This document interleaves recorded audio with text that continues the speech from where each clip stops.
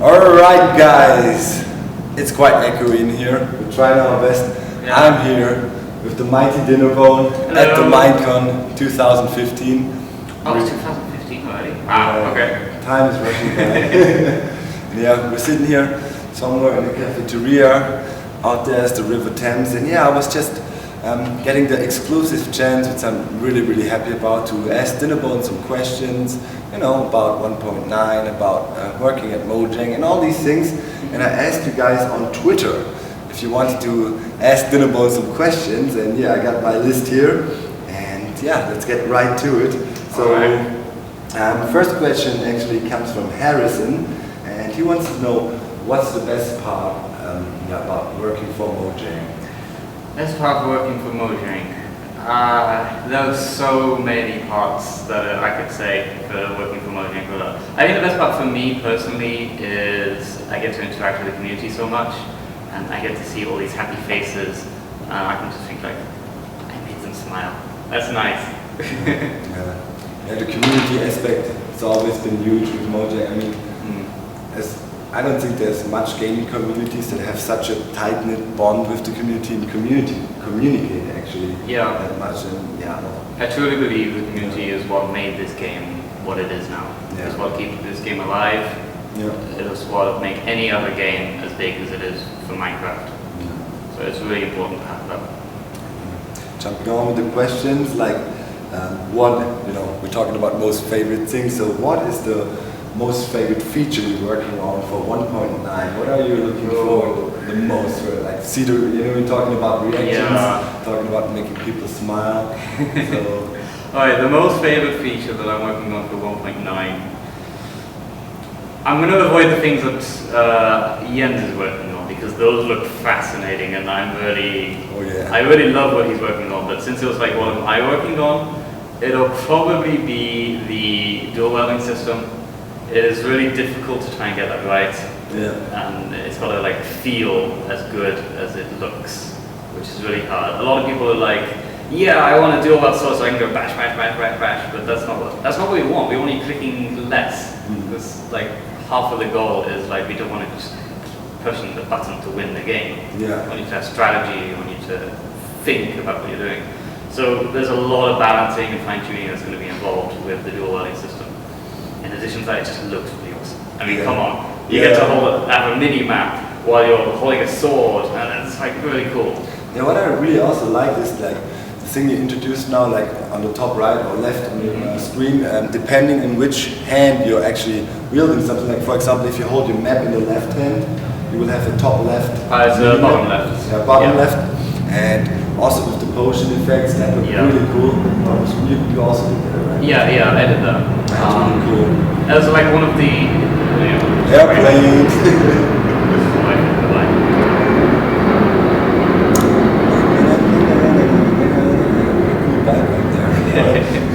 Alright. So one of the complaints that I've always had myself, and that I've always seen on like Reddit and YouTuber videos and people are streaming, is like, have I been poisoned? I gotta go check. Yeah. Or when does my strength potion run out? Because I don't know if I can take these people now.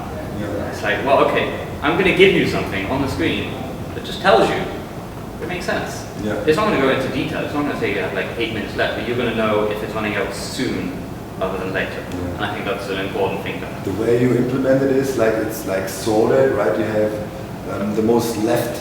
The thing on the very left is the thing that's going to run out sooner. Yeah. So you'll know, like, let's say, I can't think of a good example, but if you drank 2 potions at the same time, then you kind of know that, well, this one is going to run out before this one, so you're probably safe with this one rather than this one. Yeah, and you also have a little bit of indication there, with, the faster things or the more urgent. Yeah. It's blinking. Yeah. And you say, okay, it's going to be running out soon. I mean, that's obviously also really helpful.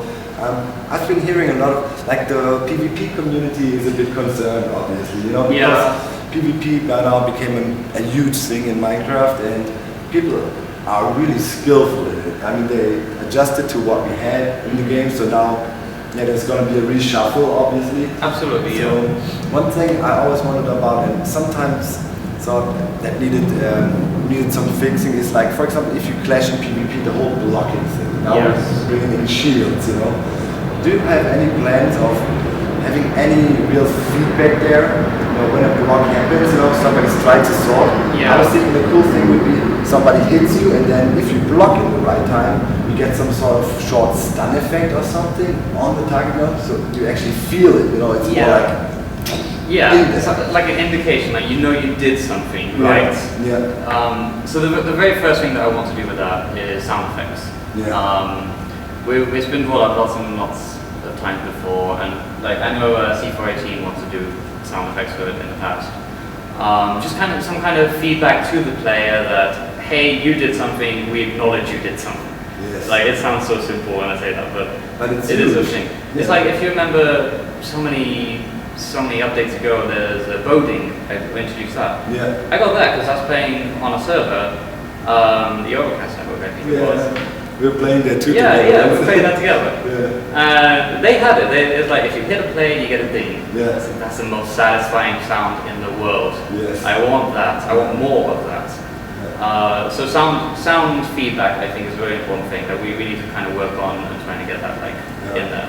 I'm not sure about gameplay aspects yet. It's really difficult to say, especially for melee combat, because we haven't finalized what changes we're making to that. With the shields especially, we're not too sure exactly how they're going to work because we're not sure what the technical limitations might be for that. But what we're hoping to have right now is that a shield will block positionally. So if you've got a shield and you're not like actively using it, it's going to be on the right side or left side of your player, and then you're protected from that side, and not the rest of you, just that side. And then if you actively use it, it goes like. That's actually really cool, man. I love to hear it because when we were sitting around in the Snapshot team speak, we were actually theory crafting about it, and we were thinking, man, it would be really cool if you would actually, you have your shield here, and somebody jumps in your back, you're screwed, you're soft, but the front side though needs to be really, that feedback. I'm just worried that we might not technically be able to do it, so that's why I've not we didn't show a video of it or anything like that because it's still a matter of does this work. But depending on how the shields work, then that changes how the feedback is. Because if it is something like protecting against a block is then but protecting against an attack is then a really big deal. So at that point we need to give some epic, really good feedback for us. Where if it's just having a shield means you take 5% less damage, and it's not as big as the deal. Then we're back to spam right, left clicking. Yeah, exactly. Block clicking and stuff where you really think, okay, how to tell if I actually block now. So I think a shield really needs to be more than just 5 more armor points. Yeah, definitely. Okay, great. This is a stat. What does it mean? So that's a lot of stuff. We really want to do that right, and we're not sure how yet. But as soon as we know, then we can make that feel right as well. That's so cool. I'm liking that. I'm really happy to hear that. So don't you worry out there, PvPs. A lot of thought, goes into that stuff. I know sometimes for you guys out there, it's really hard to get in touch with Mojang or Dinnerbone and the developers. I mean, they get spammed on Twitter. They try to answer things. Whenever I talk to them, they say, "Man, I really try to answer a lot, but it's a never-ending flood of questions." Absolutely, yeah. And also, you can always talk about something because when those guys say something, people make a law out of it, and later on if you say something else, they'll be like, yeah, but 3 months ago Dinnerbone you said it, but you said it. So you also have to be a bit careful, what you talk about. I'm talking about PvP more, the new bow mechanics. Also, it's not really a new bow mechanic, but the arrows and stuff. Will it be possible to pretty much put any potion on arrows, or is there? It's a matter of balancing to answer that, and we're saving the balancing until probably after the first snapshot comes out. Because it is really difficult to say whether or not every potion should be on an arrow. Because, if you take regeneration, you put regeneration on an arrow, it could be good. It could have its usefulness. You could be like a long-range healer that hurts people and then suddenly they get better. We got to figure out why would you do this? How strong should that be? And stuff like poison, the opposite spectrum of that is poison is a really strong potion. Yeah, you cannot defend against against poison unless you have milk. Yeah. Who has milk on them at all times? Nobody in PvP, it's a rare thing. Yeah, because nobody uses splash potions. No. And so that's going to change the dynamic. So we've got to think like, okay, how are people actually going to use this kind of stuff? If they're going to use it this way, how do we balance it? How do we make sure it's not just completely overpowered? How do we make sure it doesn't get banned in PvP servers because it's just like way over there? Yeah. So I think before we can actually say for sure, like, we're going to have these potions and they're going to have these effects, we're just going to put them out there, all of them, as much as we have, and then wait until people start using it, and then we'll see, like, okay, they're using it like this. They want it like this, so we'll do it like this. Yeah, with PvP it's super tricky, I'd say, to do stuff with that. You know, when you play on multiplayer servers, often there's modifications and kits and stuff, and you know, it literally ruined survival games on some servers, and when they introduced too powerful kits. So we definitely want to be careful. Absolutely, not to do something like that. But I think the snapshots, when they come out and soonish, they're gonna help a lot with that. You know, don't expect them to be okay, that's it. It's gonna be an experimental phase between us and the Mojangsters to figure out what we really need for that and what makes sense. And I think it's gonna be interesting, but it's also, I think, one of the things that really needed some work by now. PvP, it's really good. Guys are focusing on that. So, we're back. We had to switch the memory card on the camera. So professional, dog. So yeah, we were just talking about, I was asking Dinnerbone about new stuff Jab was working on, and I personally was really impressed by the presentation. The Shulker, the new mob, and there's an airplane coming by again. And there's an airport right over there. London City Airport. So yeah, I was thinking this thing could become some sort of a new cult mob. I mean, the levitation thing, man. I was getting goosebumps when I was thinking that. What do you think about that? Do you think it's going to be a huge game changer? I think so. It's a really unique mob, I think. Yeah. Like every single aspect about it is unique. Like it acts like a block in a lot of regards. Which is a whole thing in itself. And the projectile it does, the way it like follows the grid pattern, it actually follows the block grid. So it'll go like forward and right and then forward a bit and then down and then it hits you and ding. It's like a heat-seeking missile. It is, basically, except that it can only move like in certain ways. And it actually looks really cool because it leaves the particle trail behind. And if you get like enough of these, you just like see the matrix in the air, you know, it's really, really cool. But the levitation aspect of it is just great, and it really feels just awesome. Just being hit by it, because you kind of feel like this loss of control. It's like, oh no, what am I doing? I think, you know, I can't even imagine what people are going to come up with that. You know, I see crazy elevator designs, I see, I don't know, combining that with TNT, God knows what you can do, you know. I mean, it's going to be pretty crazy, and people are so creative in the game, so we will see some crazy stuff. I immediately, when I saw, okay, I'm going to make an elevator with that thing.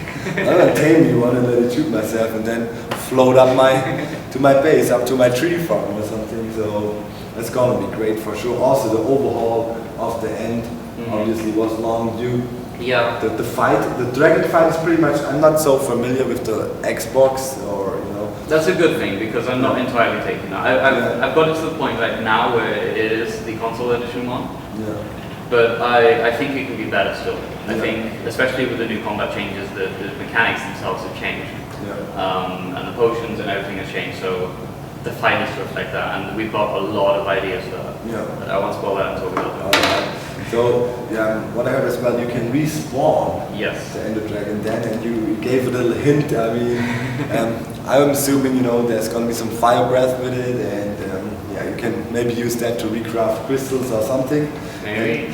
And so, will there be an XP nerf for the thing then as well, as you can respawn it over and over? So, right now, excuse me. Right now it's like, it showers you with like infinite levels as soon as you kill it, and you get the end of it.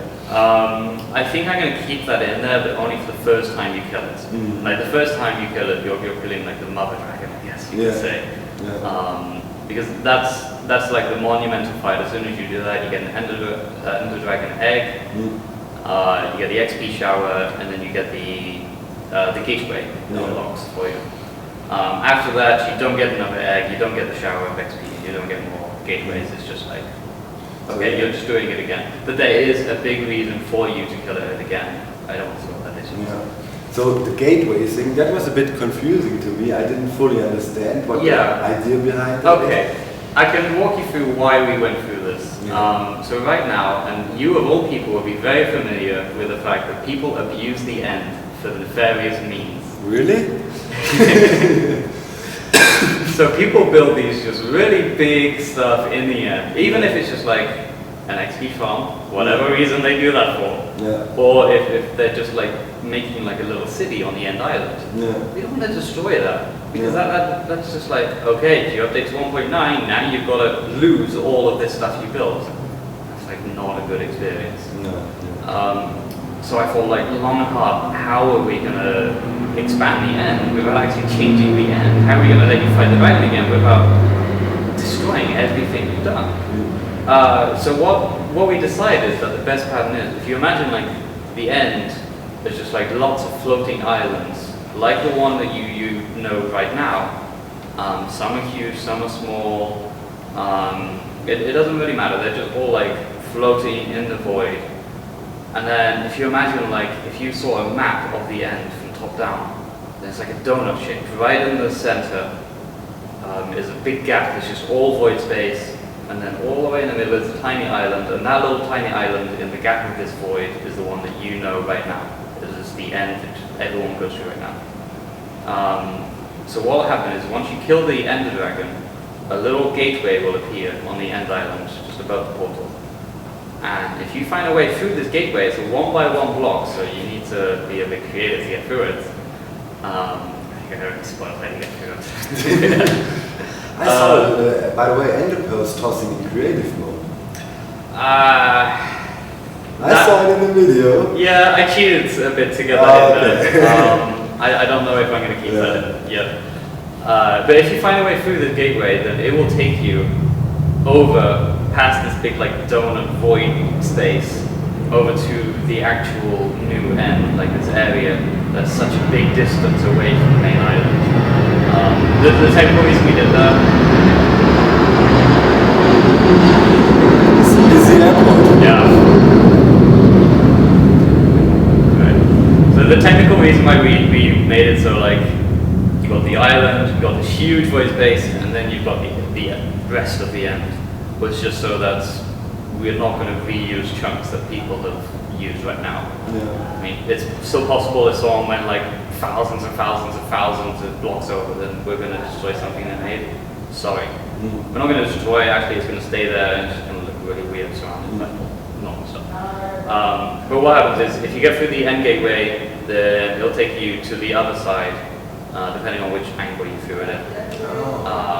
And there'll be an end gateway on that side so you can get back as well.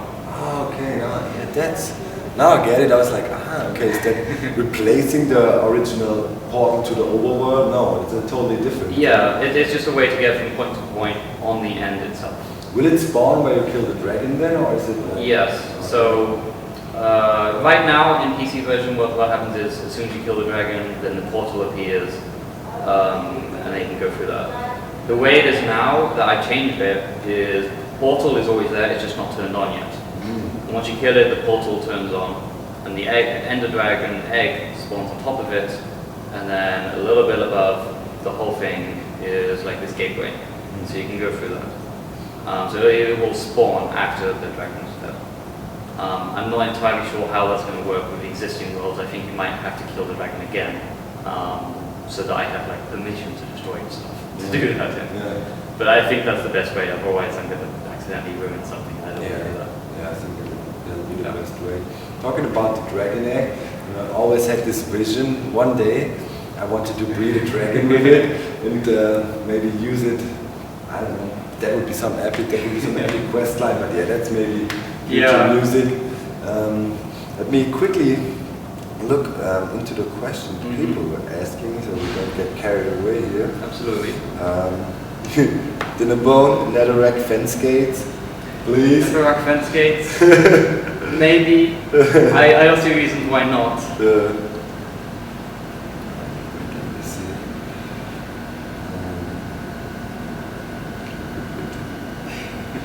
Yeah, we talked about dual wielding swords be available. We talked about it already. It's only be one sword, right? You can hold two swords, but the attack button, the left click mouse, is always going to be your main hand. Whichever hand it is, it's only going to swing that one. Yeah. So while you can have a sword in your offhand, you're only going to be hitting with one, so it's just going to look really silly. Yeah. And the reason that is because we want you clicking less, not more. Yeah. Right now it's like PvP, it's just I win. Yeah. And therefore also a lot of ping. Ping is deciding PvP matches a lot nowadays. I mean, just who hits first wins pretty much. Yeah. And we want to move towards more of a, well, let's get some strategy in there. Let's get some preparation time. I don't want to say we're going to like draw out the whole combat and it's like click, wait 5 minutes, click, whatever. Yeah. But we just don't want it so you're just not spamming left click and that is it. We want it so like, well, maybe if that guy is using this thing, then I need to take this different strategy to kind of like defend myself and attack this other way. And I think like if we had it so that you're just like spamming both hands and it kind of goes against what we're trying to do. I've had a lot of people who have really supported that decision. I've had a lot of people who aren't. That's James law. Yeah, that's just the way it is. I think honestly this is the best decision to make. Yeah. Dual welding is not just something, it doesn't just mean hit faster. No, I agree, that's definitely the way to go there. I'm 100% with you there. We also saw this new building, this new structure. Yes. In the end, will it be on the main island as we know it, or is it the thing that is out there in the rim, we could call it? Yeah, right? it's donut. Yes. It's on the extra end that you teleport to. Yeah. The main island is going to stay pretty much what it is now, where it's just like the arena for the Ender Dragon, I guess you can call it. Yeah. And this new structure is going to be like on the other islands that you can teleport to. And we also saw this new plant type, what was it called again? Course. Yeah. So said it's going to be infinite. It's going to be regrowable, or is it you can regrow it, but there's a very unique way that you can do that. It's not like a typical wheat where it's like plant, wait, destroy, plant, wait, destroy. This one grows piece by piece. We didn't show the growing animation, but it looks fantastic. As soon as you guys can see it, I can imagine like time lapsing it growing because it looks so cool. Yeah. It's like pick, pick, pick, pick, pick, pick. It's so great. And the only way you can replant it is the topmost blocks are what is the actual replantable part. Yeah. Alright, so a lot of people are probably wondering, can you plant that new crop in the overworld as well? Yeah, absolutely. The only restriction it has, it must be on endstone right now. Yeah, that's cool. And it makes sense if you look at another ward or something. Yeah. That's really cool. It also gives endstone another purpose. Yes. Yeah, it's really cool.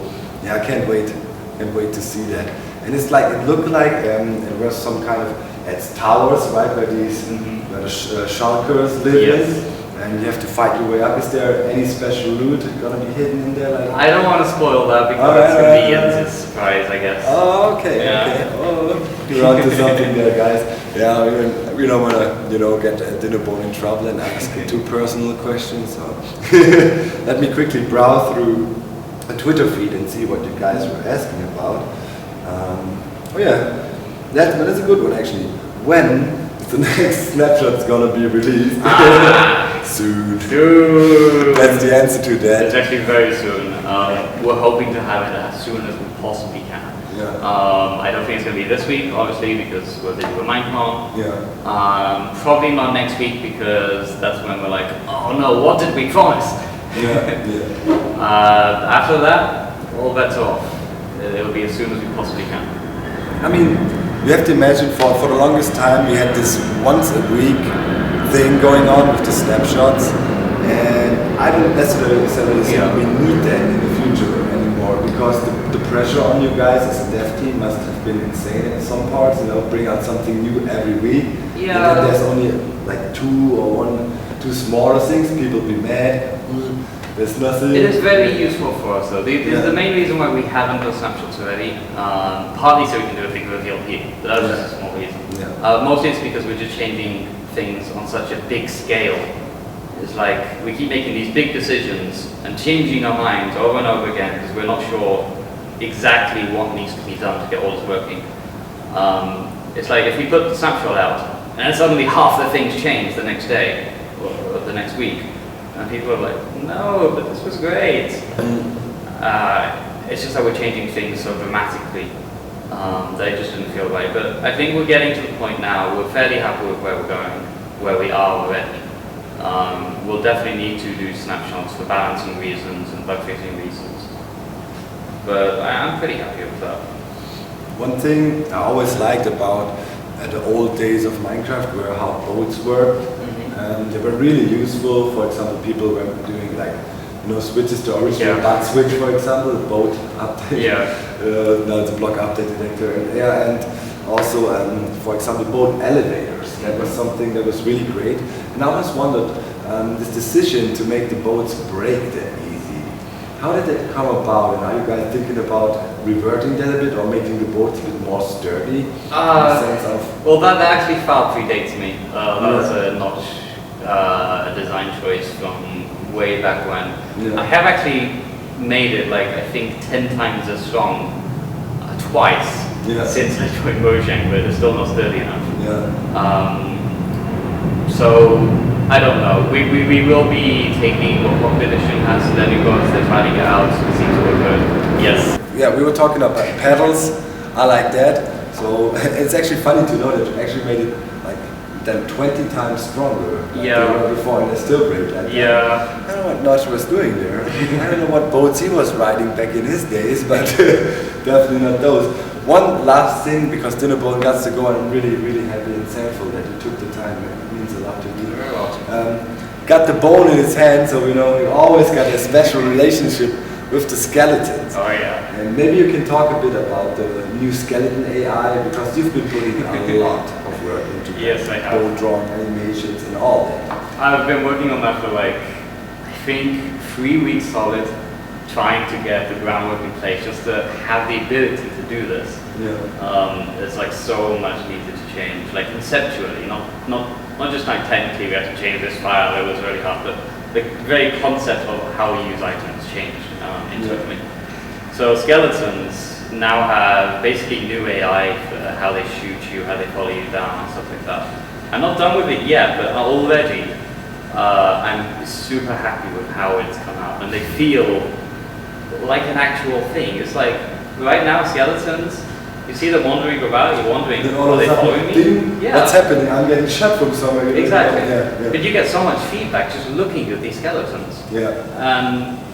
So if you see a skeleton, you'll know like, oh, he's got his bow just dropped down, he's not using it, he's probably fine. If he raises it, then he sees you, he's tracking you, and if he starts pulling it back, get into cover.